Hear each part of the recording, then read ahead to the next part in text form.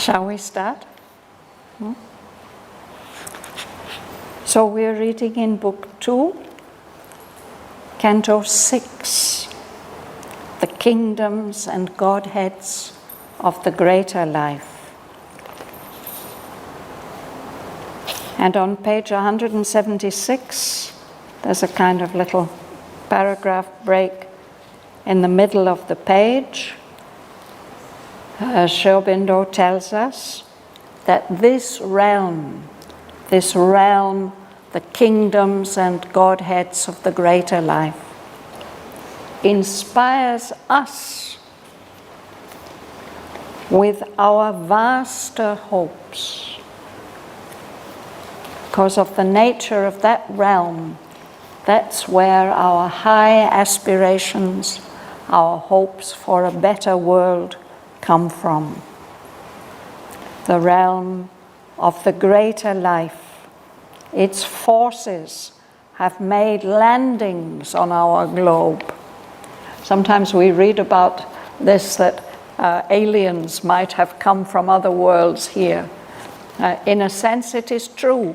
Not that they've come from other planets, but that they've come from other planes of existence. In fact, elsewhere, Sri Aurobindo says, all the forces of all the planes, they are acting here. And here they conflict and fight and struggle with each other, but they are on earth here to harmonize and become one.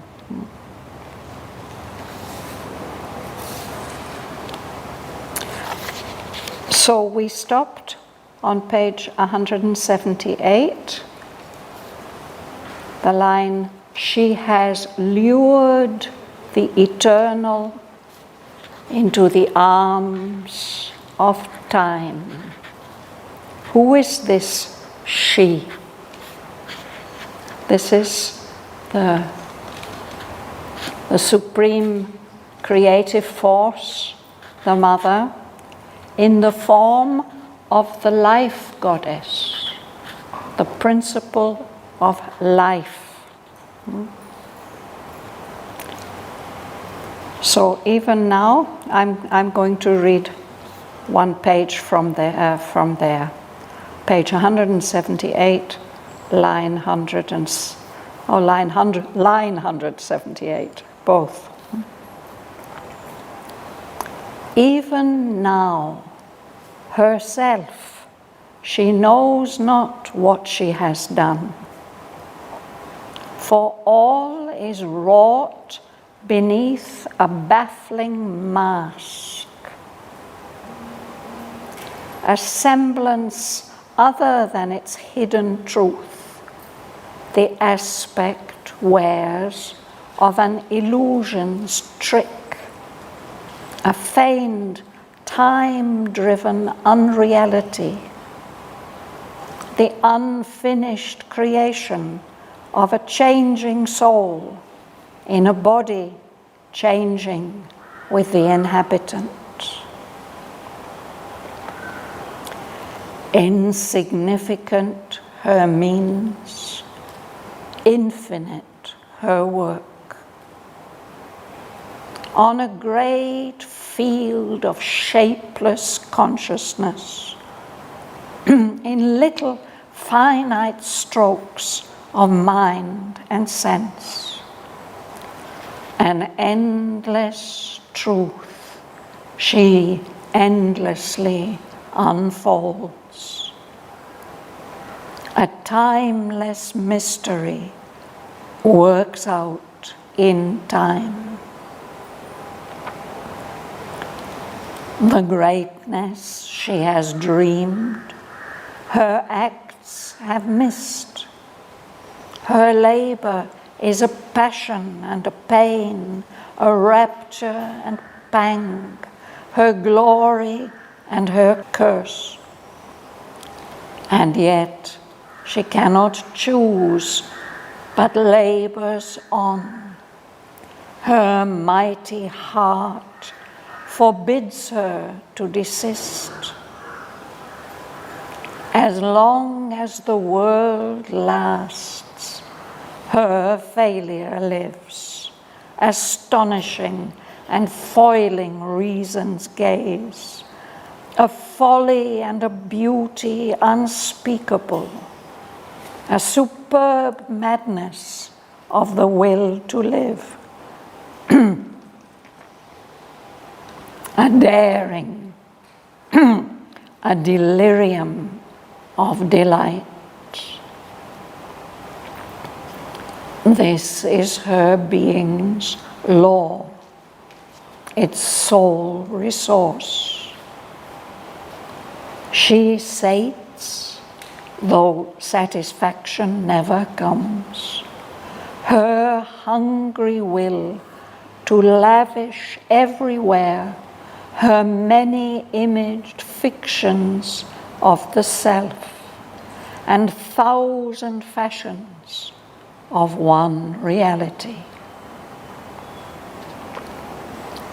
A world she made, touched by truth's fleeing hem. A world cast into a dream of what it seeks. An icon of truth, a conscious mystery's shape. It lingered not like the earth mind, hemmed in solid barriers of apparent fact. It dared to trust the dream mind and the soul. A hunter of spiritual verities, still only thought or guessed or held by faith, it seized in imagination and confined a painted bird of paradise in a cage. This greater life is enamored of the unseen. It calls to some highest light beyond its reach. It can feel the silence that absolves the soul. It feels a savior touch, a ray divine. Beauty and good and truth its Godheads are. It is near to heavenlier heavens than earth's eyes see, a direr darkness than man's life can bear. It has kinship with the demon and the God. A strange enthusiasm has moved its heart. It hungers for heights. It passions for the supreme. It hunts for the perfect word, the perfect shape. It leaps to the summit thought, the summit light. For by the form, the formless is brought close, and all perfection fringes the absolute. A child of heaven who never saw his home, its impetus meets the eternal at a point. It can only near and touch. It cannot hold. It can only strain towards some bright extreme. Its greatness is to seek and to create.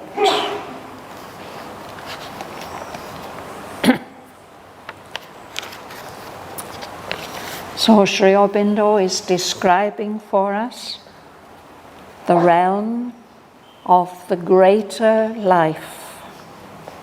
And his hero, his protagonist, King Asvapati, is exploring this world. showing us also about it. Will you start reading, Kamala?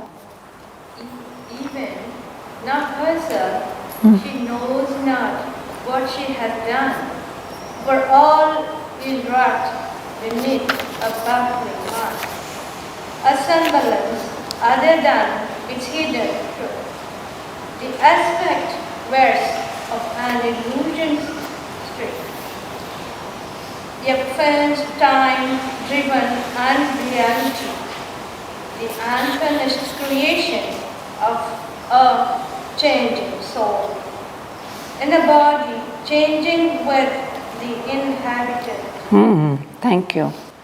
Even now, herself, it means this great creative force, this life goddess, she doesn't know what she has done. She has created so much, but she doesn't know what she has done. Because everything is wrought, it's worked out beneath a baffling mask, a disguise which hides the real nature of what is happening. A semblance and an appearance which is other than its hidden truth, wears the aspect of an illusion, of a trick, as if what the life goddess has done, what she has achieved, is just a pretense, something feigned, something unreal, driven by time with no lasting significance. The unfinished creation of a changing soul. That's what makes our world so baffling, because this creation is unfinished. There's a changing soul within us which is growing, developing. And the body changes also. We develop our soul in one body, one life, and then the time comes to change the body and change the life. But the soul's development continues. The unfinished creation of a changing soul in a body, changing with the inhabitant.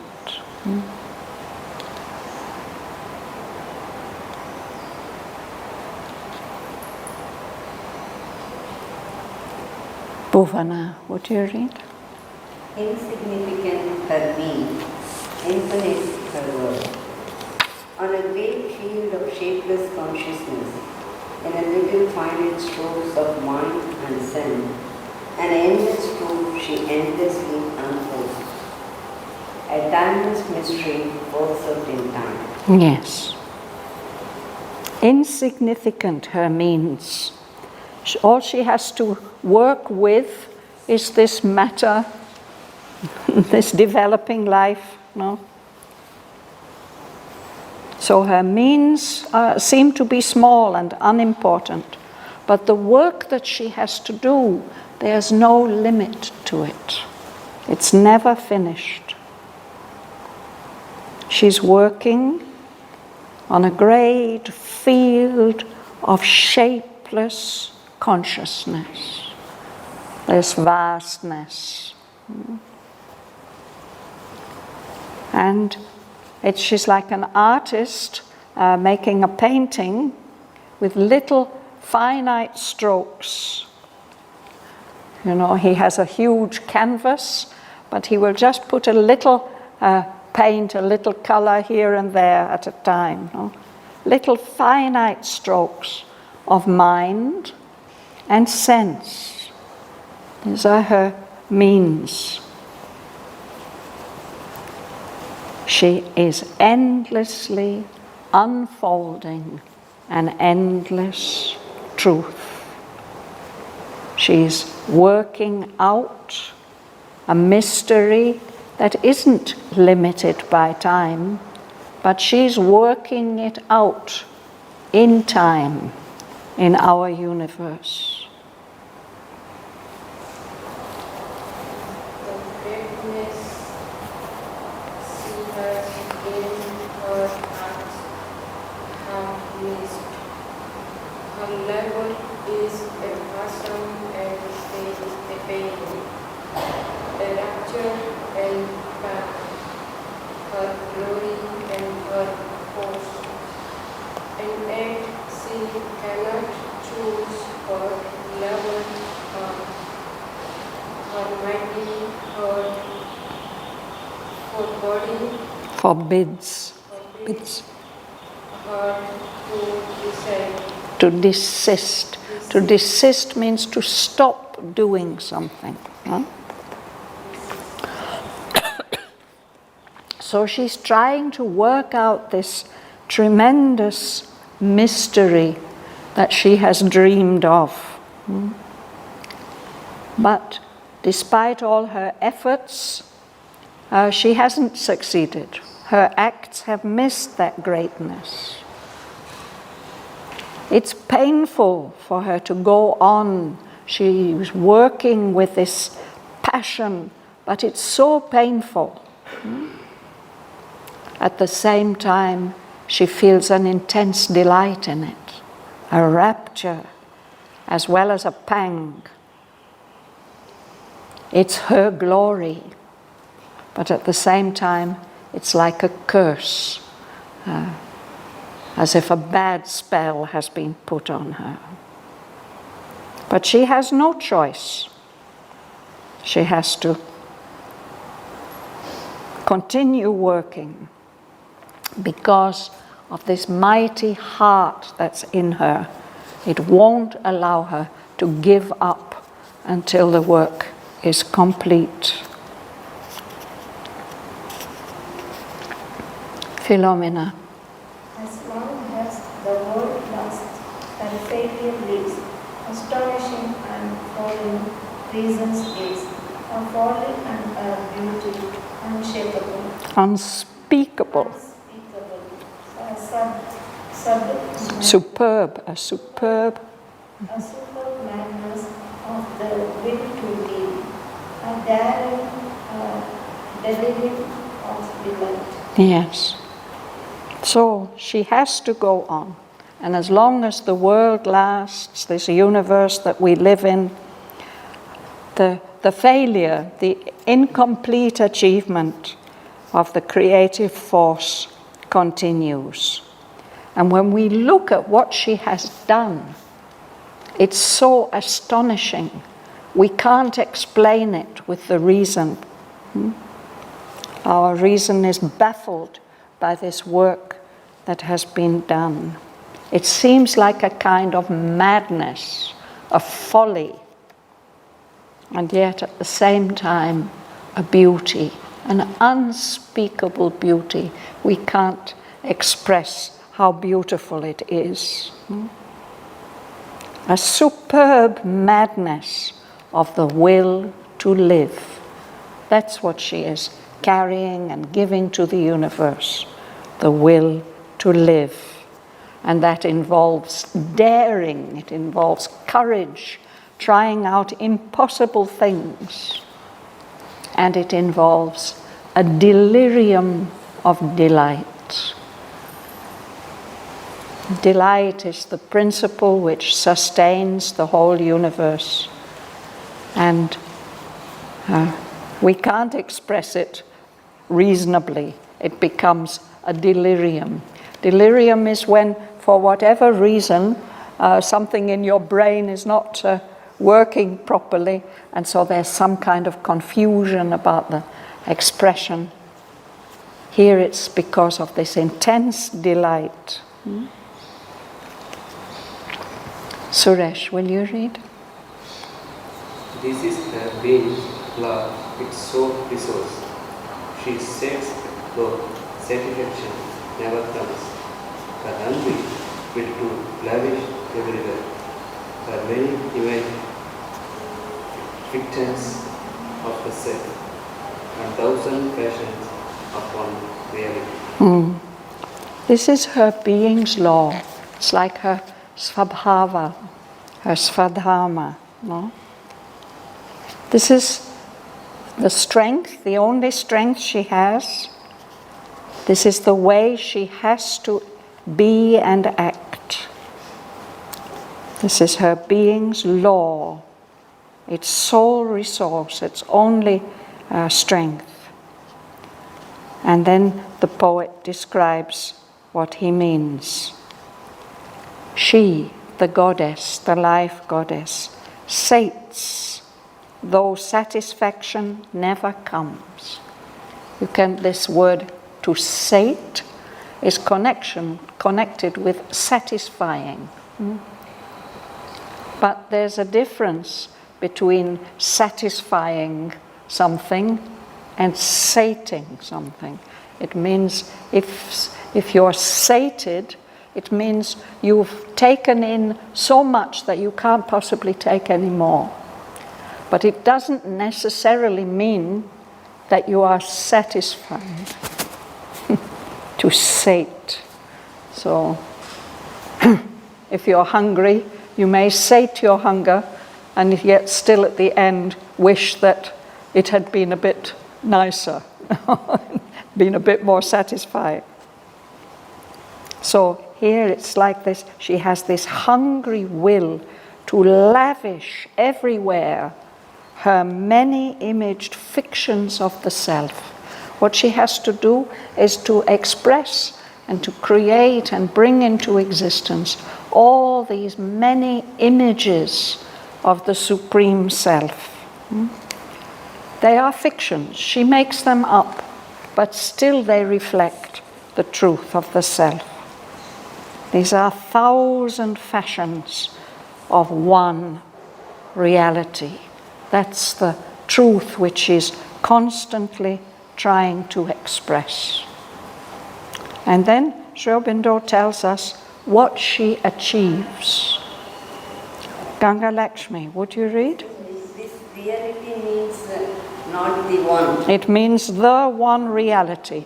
She has to express him, but she can't express him as he really is. She expresses him in all these many different fictions, these But different still ways. she is not satisfied. She is not satisfied, no. Also, we are not satisfied. But still, what has she done? Now he describes what she's achieved, Ganga Lakshmi. The world she made touch by fruits plain and the world cast into a dream of what it seeks, an incarn of truth, the conscience mystery shade. Its vision not like the earth mind hemmed in solid barriers of apparent fact. It dare to trust the dream mind and the soul. Thank you. So she has made a world. It's this world which Sri Aurobindo is telling us about now, this world of the greater life. She has made a world that's been touched just by the fleeting hem of truth. It's not been touched by the whole truth, but a little touch of the truth. A world that's cast into a dream of what it is seeking for. It's a very important part of the creative process. It's the dream of how things could be and should be. Even a little bit of that can help us. So this world of the greater life is like that. A world cast into a dream of what it seeks, what it's looking for. An icon of truth, a sacred image of truth. And it's the shape, the form of a conscious mystery. And this world, this realm of the greater life, it's not like our world. The consciousness there is not like the earth mind. Our earth mind is hemmed in. It's surrounded by limitation and boundaries which are caused by all this matter, these solid barriers which we take for reality, apparent fact. But that world is not tied down to material fact and reality. It dared to trust the dream mind and the soul, which are such important instruments of creation. Would you read it, sir? The center of spiritual varieties still only thought or guessed or held by faith. It seized in imagination and confined. A painted bird of paradise in a cage. This is a characterization of that world. It's looking for these spiritual truths, but it hasn't grasped them yet. It's only thought about them, guessed them, or holds them by faith, believes in them, although it hasn't grasped them properly. So that world is using imagination. It seizes in imagination this image of a bird of paradise. But because it's held in imagination, it's like keeping a bird in a cage, a beautiful, powerful bird, but keeping it in a cage. And in this case, it's even only a painted bird. In Chinese legend, there are stories about great painters who, after concentrating for years and years, seizing in imagination, they are able to paint something. And it's as if that thing then can become real. Yeah. But here, this painted bird is painted inside a golden cage. It's a beautiful image. So he's speaking about this greater life, and now he will tell us a bit more about it. Would you like to read, Mom? This greater life is enamored of the unseen.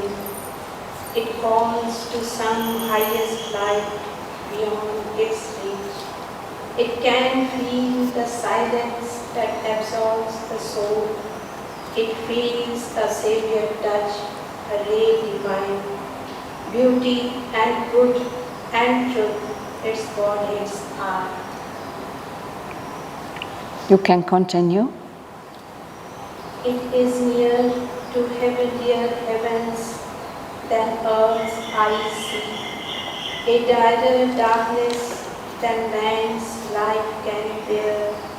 It has kinship with the demon of the God. A strange enthusiasm has moved its heart. It hungers for heights, it passions for the supreme. Thank you.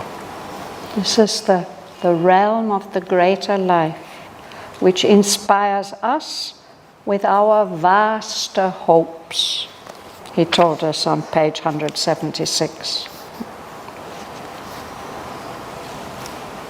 So this greater life is enamored, it's in love with what cannot be seen, the unseen with a capital U. This greater life is calling to some highest light which is beyond its reach. It's aspiring for some high light. It can feel the silence that absolves the soul. To absolve means to purify.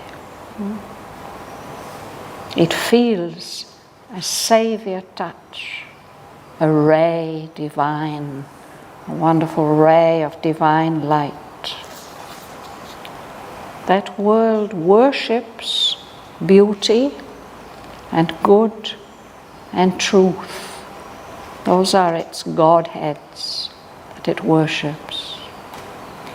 And this world of the greater life, it is near to heavenlier heavens than our earthly eyes can see, we people here in this material world. It's near to those heavenlier heavens, but at the same time, it is near to a direr darkness, to a terrible darkness, which our human life wouldn't be able to bear. It has kinship with the heights and the depths, with the demon and the God. It's moved by this strange enthusiasm, this powerful energy has moved its heart. It hungers for heights. It passions for the supreme. It's passioning for greatness. Will you read? It hunts for the perfect word, the perfect sheep. It leads to the summit thought, the summit light. For by the form, the formless is brought close, and all perfection fringes the absolute. A child of heaven who never saw his home, its impetus meets the eternal at point. It can only near and touch, it cannot hold. It can only strain towards some bright extreme. Its greatness is to seek and to create. Yes. So these are the characteristics of this particular plane of consciousness, of universal consciousness, which King Aswapati is exploring now.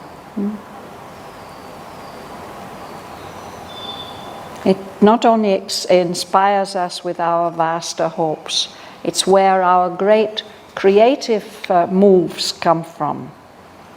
This hunting for the perfect word, the poet or the writer who wants to find the inevitable word that will perfectly express his thought. Or the artist, the sculptor who wants to make a perfect shape. These are movements of the greater life, the higher vital. This energy in us, it leaps up to the thought that's on the very summit of things, towards the light that is at the summit of things. And this energy is in it because there's an instinct that by form, perfect form, whether it's a painting or a poem or a statue or a piece of music, by form, the formless, the divine, the unseen is brought close. And all perfection, any perfection that we can manage to achieve, fringes, it comes very near to the absolute. So this realm, he says, is a child of heaven. In fact, ever since we've been reading about the life goddess, he starts by speaking of her as a lost orphan child, who's wandering in our world.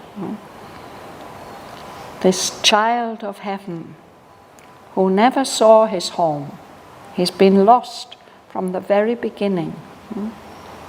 But still there's this impetus, this drive in it, which does in fact meet the eternal at a point, just at a single little point.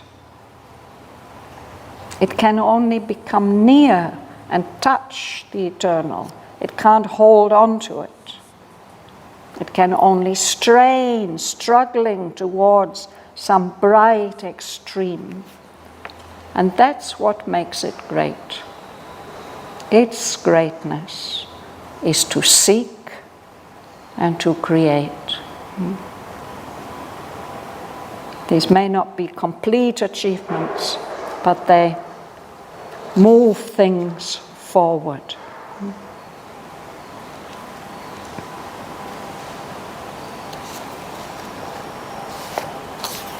Shall we read a little more? On every plane, this greatness must create. On earth, in heaven, in hell, she is the same.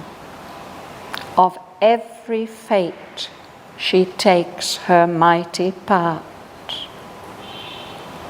A guardian of the fire that lights the suns, she triumphs in her glory and her might.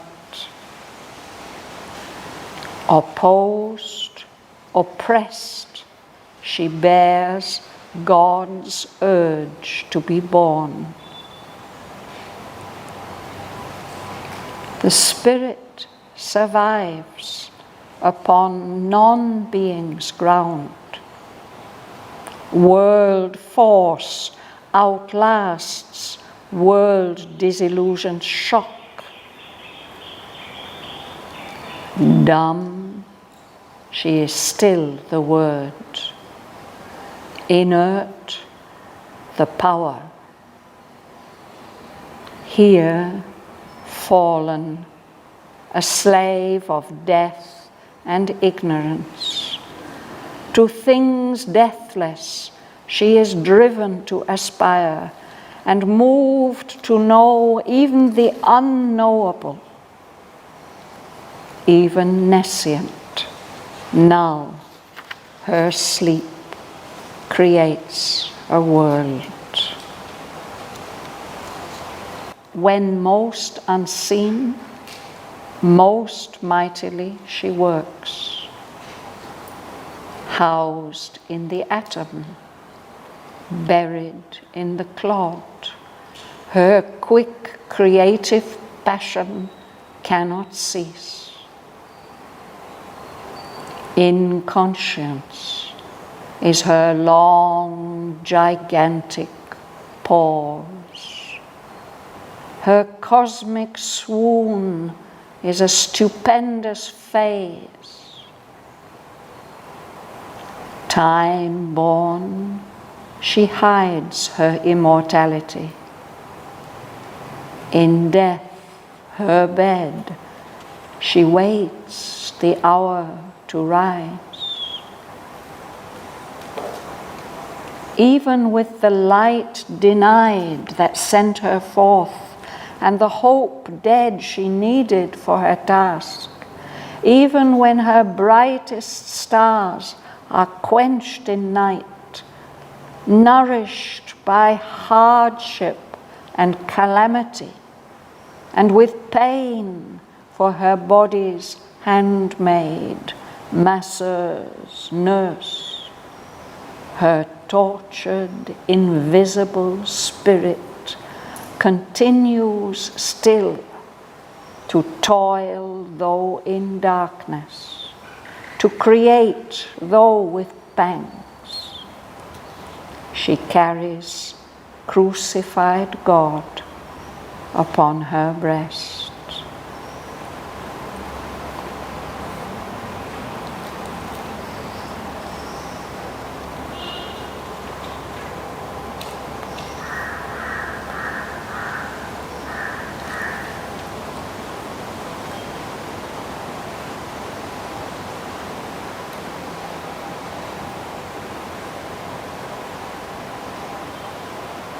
So we'll continue with that next week.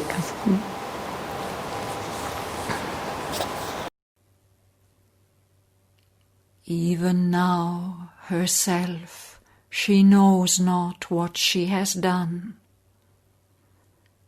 For all is wrought beneath a baffling mask, a semblance other than its hidden truth, the aspect wears of an illusion's trick, a feigned, time-driven unreality, the unfinished creation of a changing soul in a body changing with the inhabitant.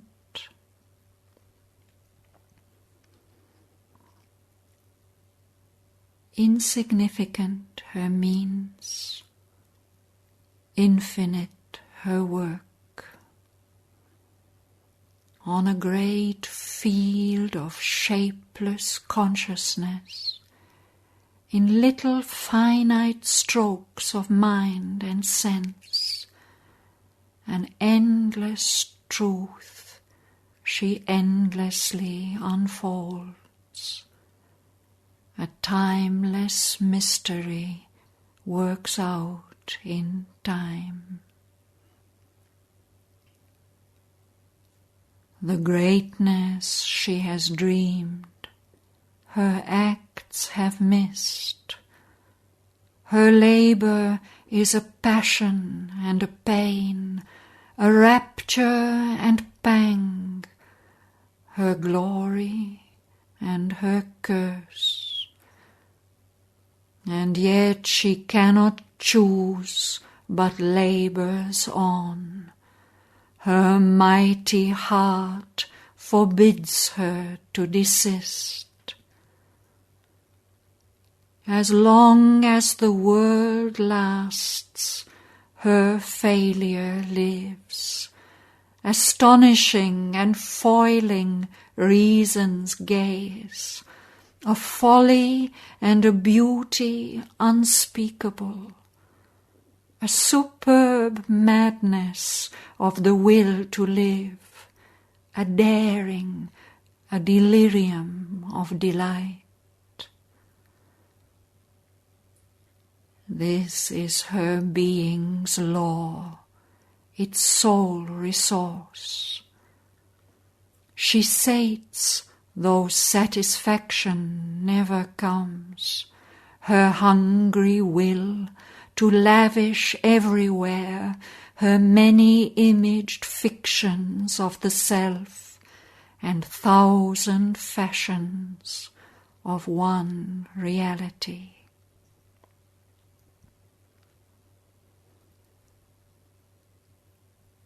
A world she made, touched by truth's fleeing hem, a world cast into a dream of what it seeks, an icon of truth, a conscious mystery's shape.